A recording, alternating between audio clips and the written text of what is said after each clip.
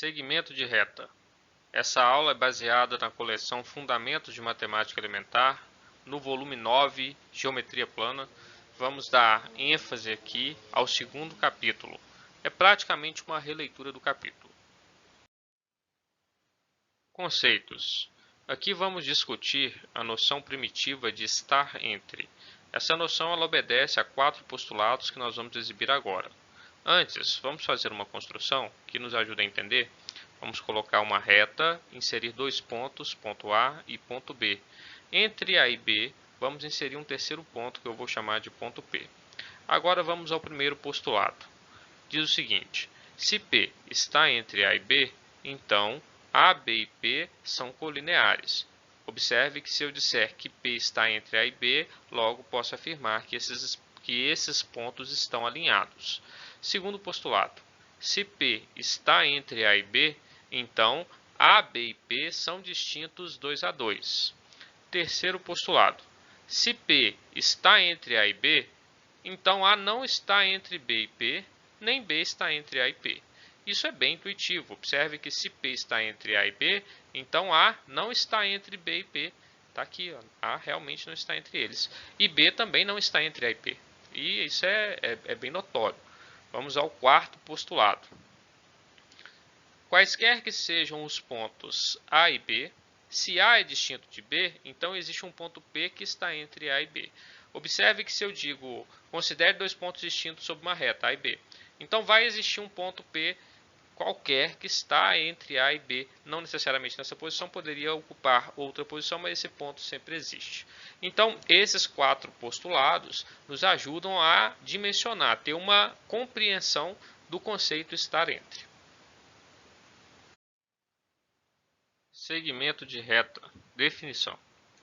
Dados 2 pontos distintos, a reunião do conjunto desses 2 pontos com o conjunto dos pontos que estão entre eles é um segmento de reta. Então vamos tomar aqui 2 pontos, A e B, e nós sabemos que entre A e B existem outros pontos, existem pontos X quaisquer. Então vou colocar aqui um ponto X. Se eu pegar todos os possíveis pontos X que estão entre A e B e juntar com os pontos A e B, logo eu vou ter um segmento de reta. Então, em símbolos, eu tenho isso daqui, ó. Segmento de reta AB, eu vou indicar por AB, vou colocar uma barra em cima, vai ser igual os 2 pontos A e B unidos com pontos X, tais que os pontos X que eu estou me referindo estão entre A e B. Então, essa anotação aqui me faz entender de forma clara o conceito de segmento de reta. Semirreta. Definição. Dados 2 pontos distintos A e B, a reunião do segmento de reta AB com o conjunto dos pontos X, tais que B está entre A e X, é a semirreta AB indicada por AB. A notação vai ser dada com AB e em cima uma seta. Isso aqui é a notação para semirreta. Falando aqui da maneira como está escrito, é um pouco difícil de compreender. Então vamos analisar uma construção para que fique mais claro. Vamos pegar aqui uma reta R e vamos marcar em cima dela 2 pontos, os pontos A e B. Então aqui eu tenho o segmento AB. E aí, o que eu vou chamar de semirreta? Eu vou pegar esse segmento AB e vou juntar com pontos X. Só que esses X não são pontos quaisquer. É obrigatório que esse X fique à frente de B. Por quê? Porque o B ele deve estar entre A e X. Então, eu posso escolher qualquer ponto X aqui após o B para que eu cumpra a definição. O ponto B fique entre A e X. Então, esse X ele vai assumir valores que vão estar à frente de B e podem estar em qualquer posição. Se eu pegar todos os possíveis, aí sim eu faço menção à semirreta AB, porque a semirreta é essa parte toda aqui, ó, que a gente pintou na cor roxo, que iluminou em roxo. A gente vai pegar o segmento AB e vai juntar com todos os pontos X que possam estar aqui à frente de B. Em símbolos nós temos o seguinte: a semirreta AB ela vai ser dada por segmento AB unido com os pontos X, tais que B fique entre A e X. Atenção! Se A estiver entre B e C, então eu vou dizer que as semirretas AB e AC são semirretas ditas opostas. Então aqui, olha, A está entre B e C. Então, de A a B para lá, eu tenho uma semirreta. De A a C para cá, eu tenho outra semirreta. Para cá é a semirreta AB, para cá a semirreta AC. Observe que a notação é feita ponto inicial, ponto final e a direção, né, saindo de A para B. Então, ponto inicial, ponto final, direção de A para B. Aqui, ponto inicial, ponto final, de A para C. E a setinha indicando o sentido. Então, aqui eu tenho duas semirretas opostas, porque o A está entre B e C. Segmentos consecutivos. Definição. Dois segmentos de reta são consecutivos se somente se uma extremidade de um deles é também extremidade do outro. Vamos traçar o ponto A e depois o segmento AB. Na sequência, vamos colocar aqui em tela o segmento BC. Observe que AB e BC são segmentos de reta consecutivos, porque o ponto B é a extremidade dos dois segmentos de forma simultânea. Portanto, AB e BC são consecutivos. Vamos ao segundo exemplo. Vamos colocar o ponto M e traçar o segmento MN. E na sequência o segmento NP.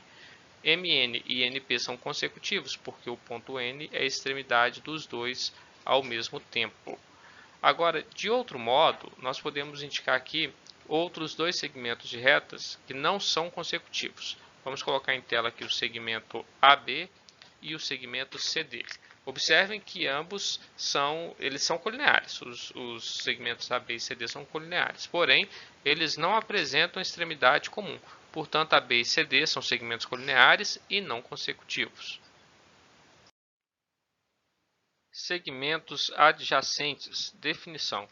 Dois segmentos consecutivos e colineares serão adjacentes se só se possuírem em comum apenas uma extremidade. Eles não podem ter pontos internos comuns. Então vamos ao exemplo. Observe aqui que os dois segmentos MN e NP, eles são adjacentes. Eles possuem em comum apenas a extremidade e não têm pontos internos comuns. A interseção entre MN e NP se dá apenas no ponto N. Agora, se você observar aqui os segmentos RS, esse aqui grande, e ST, esses dois segmentos não são adjacentes, porque eles apresentam pontos internos comuns. A interseção entre o segmento RS e ST é todo o segmento ST. Congruência de segmentos. A congruência ela é representada por esse símbolo. São três barras aqui paralelas. Então, a congruência de segmentos é uma noção primitiva e ela vai satisfazer três postulados. O primeiro, a gente chama isso de postulado, mas em álgebra vocês vão chamar isso de propriedade, que a primeira é reflexiva. Todo o segmento é congruente a si mesmo. Ou seja, se eu estiver me referindo ao segmento AB, logo pela propriedade ou pelo postulado da reflexividade, esse segmento AB ele é congruente a si próprio.